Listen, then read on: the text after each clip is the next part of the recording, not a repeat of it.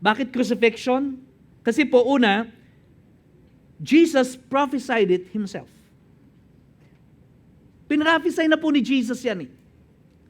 Matthew chapter 20, verse 18 and 19. It says there, "See, we are going to Jerusalem," sabi niya sa kanyang mga disciple, "and the Son of Man will be delivered over to the chief priests and the scribes, and they will condemn him to death, and deliver him over to the Gentiles to be mocked and flogged and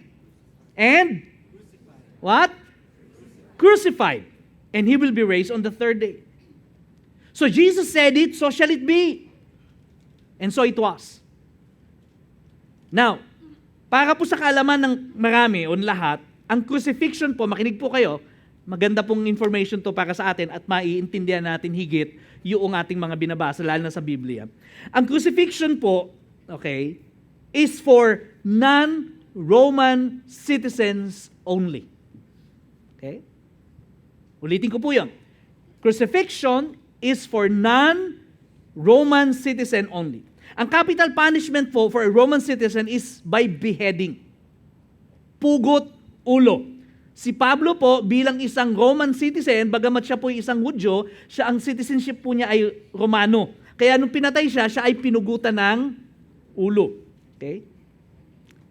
Ang Jewish capital punishment naman po ay ano?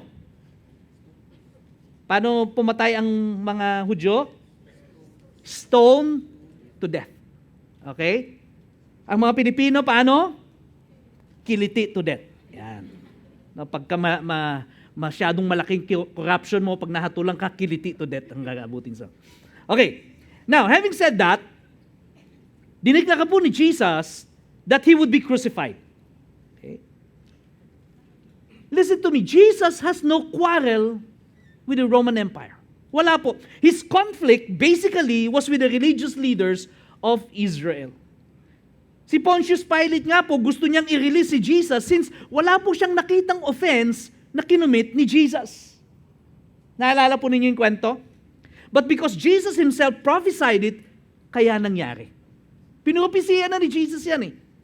Nobody had the power to make it happen or hinder it from happening. Simply because Jesus declared it, kaya po ito nagkaroon ng katuparan.